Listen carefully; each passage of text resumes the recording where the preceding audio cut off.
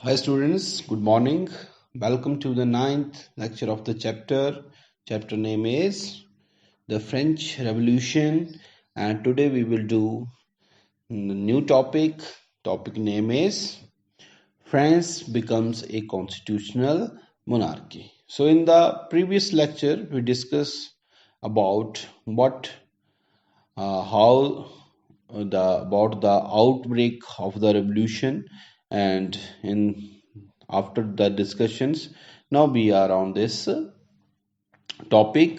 France becomes a constitutional monarchy, and about that, what is given in this topic, I summarize you in that lecture, so you can listen it there.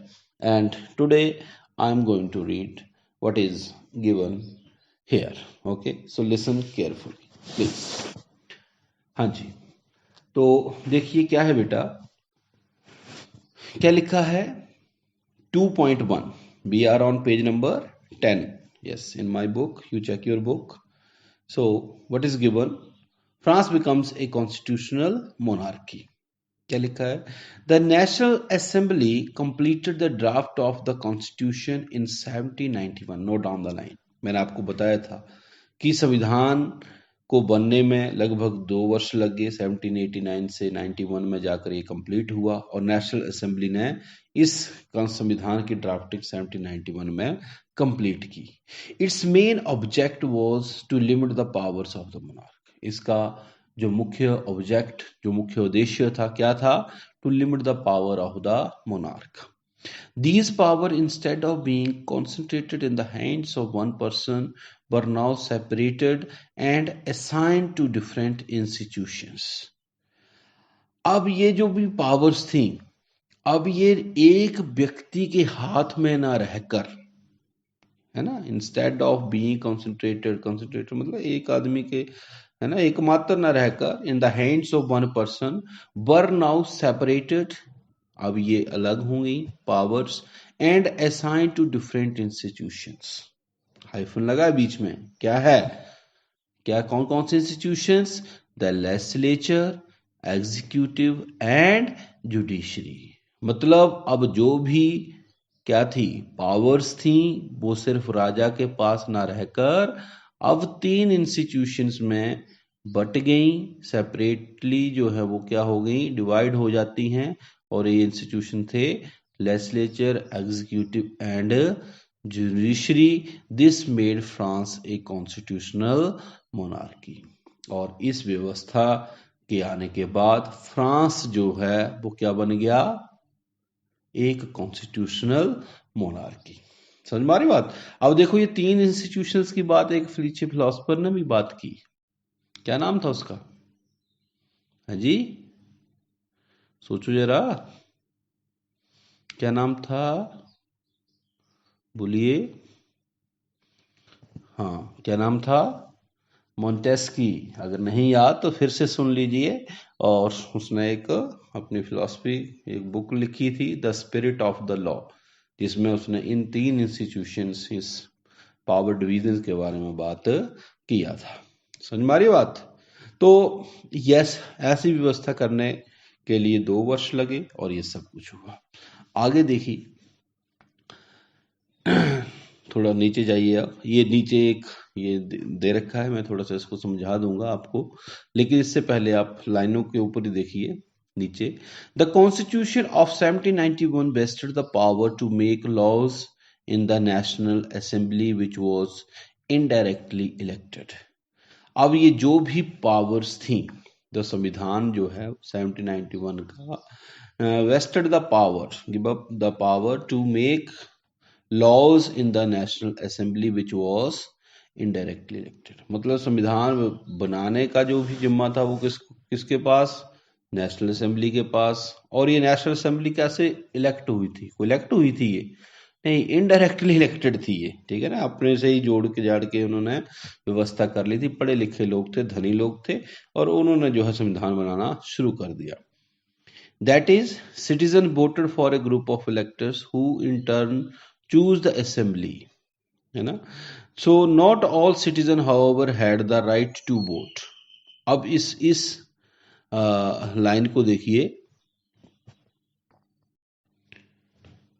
तो ये जो line दे रखी है ना कि that is citizens voted for a group of इलेक्टर who in turn choose the assembly, ये ऊपर जो ये जो फिगर बना रखा है, ये डायग्राम जो बनाई हुई है, इसको समझाया गया है। मतलब वोटिंग थी, पहले वोटिंग थी, पर लेकिन डायरेक्टली नेशनल असेंबली के लोग नहीं चुने जाते थे, इनडायरेक्टली थे, तो वहां तक ठीक है ना।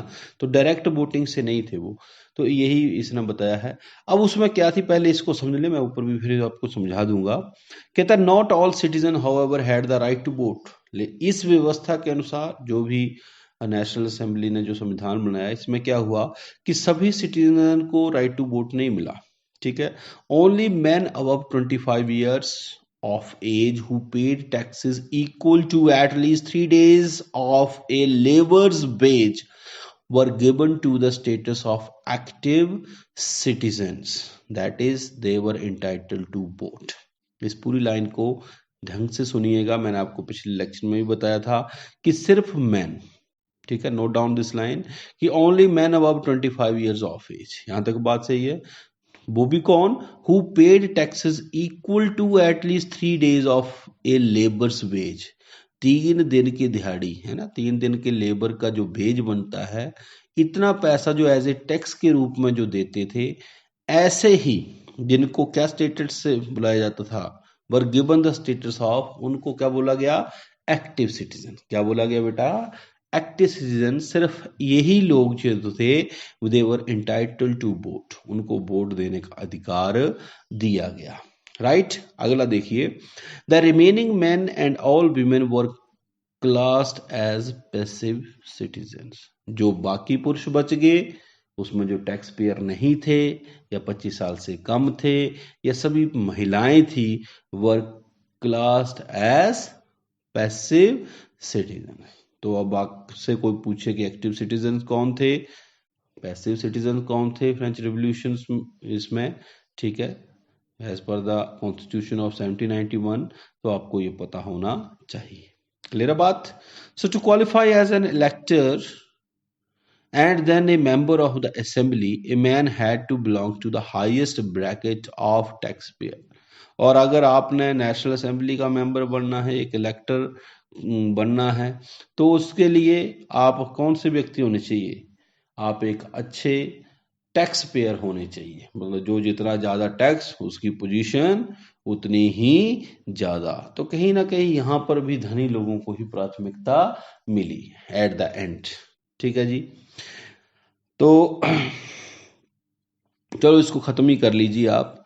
तो आगे लिखता है, क्या लिख रहा है दूसरे साइड, पेज नंबर क्या है, 11। हाँ, क्या क्या है, देखिए लिख रहा है, फोटो से नीचे देखिए। कहते the constitution begin with the declaration of rights of man and citizens. मैंने आपको बताया था कि ये संविधान जो था वो एक ऐसी declaration of rights of man and citizens, एक तो मैन और जो भी सिटीजन्स थे उनके मतलब उनके डिक्लेरेशंस ऑफ राइट्स, ऐसे अधिकारों की डिक्लेरेशंस के साथ जो है वो शुरू होता है, जिसमें क्या क्या शामिल था, राइट्स अधिकार, जैसे कि राइट टू लाइफ, अब जीने का अधिकार है कि नहीं, नेचुरल राइट है जीना, तो मरना चाहता है कोई, तो ये अधिकार दिया गया। फ्रीडम ऑफ स्पीच, बोलने का अधिकार, फ्रीडम ऑफ ओपिनियन, आप अपनी राय दे सकते हो, इसका अधिकार। इक्वलिटी बिफोर लॉ, कानून के समक्ष सभी, किसी के साथ कोई भेदभाव नहीं, कोई अमीर गरीब नहीं। वर इस्टेब्लिश्ड, ऐसे अधिकारों को क्या नाम दिया गया, किस प्रकार से स्थापित किए गए, वर इस्टेब्लिश्ड एज नेचुरल। तो ये नेचुरल राइट, मतलब ये आदमी को मिलने चाहिए, नेचुरल है, ये आदमी को चाहिए ही व्यवस्थाएं, ठीक है ना। तो ये नेचुरल राइट के रूप में इनको माना गया। एंड इन एलिनेबल राइट्स, इनएलिनेबल, जिनको कोई हटा नहीं सकता, ठीक है ना, कि माना कि आज व्यवस्था है, कल को कोई आया वो हटा देगा, जैसे हमारे फंडामेंटल राइट्स, समझ में आ रही बात। तो इन एलिनेबल राइट्स इनको बना दिया गया ऐसे। अब ये क्वेश्चन आपको आगे आएगा, legacy from the French revolution, तो ये ध्यान में रखना, ये कुछ राइट्स हैं जो आज भी मिले हुए हैं, लेकिन इनकी शुरुआत इस संविधान की विशेष बात में आपको ध्यान रखनी है कि ये यहाँ से शुरू हुए थे, ऐसी राइट्स की व्यवस्था, ठीक है ना, इंस्टीट्यूशन में वर्किंग, ये सब कुछ आपको ध्यान में रखना है बेटा, ठीक। तो I repeat the line again, कहता the constitution began with a declaration of rights of man and citizens, rights such as right to life, freedom of speech, freedom of opinion, equality before law were established as natural and inalienable rights, that is, they belong to each human being by birth and could not be taken away. Okay, हर आदमी को by birth ये मिले, उस संविधान ने ये व्यवस्था की और उनको कोई भी छीन नहीं सकता था, और इसकी ड्यूटी किसकी थी? It was the duty of the state, और ये राज्य का ड्यूटी होगी, कर्तव्य होगा, to protect each citizens natural right. हमारे राइट्स को प्रोटेक्ट कौन करता है? सरकारें करती हैं जी, ठीक है ना, सरकारों के ऊपर छोड़ दिया गया संविधान में, हमारे संविधान में व्यवस्था।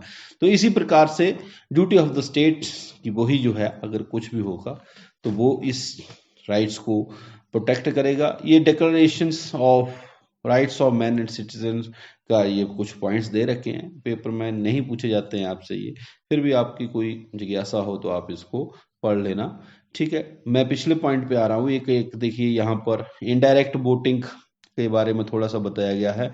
नीचे तो आप देखिए क्या है, ऊपर तो व्यवस्थाएं लिख दी है, जुडिशरी, एग्जीक्यूटिव और लेजिस्लेचर, ऐसी व्यवस्था कर दी गई, पावर्स को इस तरह से इन इंस्टीट्यूशन में बांट दिया गया। पैसिव सिटीजन में कौन शामिल था, कितने लोग थे उसमें? नो वोटिंग राइट, और अबाउट 3 मिलियन लोग थे। विमेन, चिल्ड्रन, यूथ बिलो 25, समझ में आ गया होगा आपको।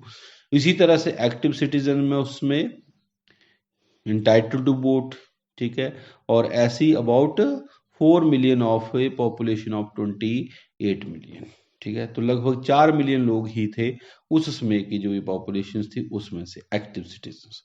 अब वो क्या करते थे? वोट देते थे, वोट देकर इलेक्टर्स चुने जाते थे, जो चुनकर कितने आते थे? लगभग 50,000, और उस 50,000 में से भी आगे वोटिंग होती थी, ठीक है ना। और वो कितनी हुई फिर नेशनल असेंबली के लिए, और उसके मेंबर कितने होते थे? 745। समझ में आ रही बात? तो आप इसमें एक लाइन हम पढ़ चुके हैं कि ये 7 से ज्यादा जितनी पोस्ट ऊपर, इसमें कौन व्यक्ति शामिल होते थे? Highest bracket of tax payers, ठीक है जी। तो हाईएस्ट टैक्स पेयर्स जो भी होते थे वो, उनकी पोजीशन इस तरह से स्ट्रांग बन जाती थी, और फिर वो नेशनल असेंबली तक पहुंच जाते थे। नेशनल असेंबली में से जैसे आप समझ सकते हैं कि कुछ क्या थे, मिनिस्टर बन जाते थे, जिनका और भी ज्यादा ये होता था। तो यही बात यहाँ पर लिखी होती थी, किंग का कंट्रोल तो नेशनल असेंबली के अंडर आ गया था। तो ये सारी की सारी व्यवस्था, उसके अलावा जजेस के लिए, जुडिशरी के लिए भी वोटिंग होती थी, तो लेकिन 3 ऑर्गन में काम होता था। तो ऐसी व्यवस्था इस कॉन्स्टिट्यूशनल मोनार्की में फ्रांस के अंदर देखने को मिलती है, ठीक है बेटा। तो आज के लिए यही सब कुछ, इस सारे को जो है वो आप अच्छे से कर लीजिए। तो मिलेंगे आप नेक्स्ट, हाँ, नेक्स्ट पेजेस पे आपको कुछ सिंबल्स मिलेंगे, क्योंकि उसमें लोग पढ़े लिखे नहीं थे, तो उन लोगों तक मैसेज पहुंचाने के लिए कुछ मतलब सिंबल्स का इस्तेमाल हुआ, कि थोड़ा सा आप देख लेना वैसे, ठीक है ना। तो जैसे ये ब्रोकन चेन्स का क्या मतलब था उसमें, जो कि एक फ्री होने का एक सिंबल था। इसी तरह से bundles of rods and faces means ये स्ट्रेंथ का था, ये आई का बता रखा है ना, ये स्नेक्स बाइटिंग, फिर इस तरफ से ये सारे आपने देख लेने हैं थोड़े थोड़े, ठीक, थोड़ा सा। और फिर अगला जो हमारा अब चर्चा रहेगी वो आएगा, yes, point 3, France abolishes monarchy and becomes a republic. यहां पर राजा हट जाएगा। अभी तक क्या है? अभी तक राजा है, ठीक है, constitutional monarchy, Louis 16 is there, हालांकि कंट्रोल नेशनल असेंबली ने ले लिया है, लेकिन राजा अभी तक हटाया नहीं गया है। लेकिन अब अगला जो टॉपिक आ रहा है उसमें हम जानेंगे कि फ्रांस के अंदर मोनार्की एबोलिश हो जाती है और रिपब्लिक किस प्रकार से फ्रांस बनता है, रिपब्लिक क्या होता है, ये सारी चर्चाएं अब हम अपने नेक्स्ट लेक्चर में करने जा रहे हैं। पेज नंबर 14 पे हम इस चर्चा को करेंगे। ठीक है बेटा। So till then stay healthy, stay safe. Thank you very much. Thanks.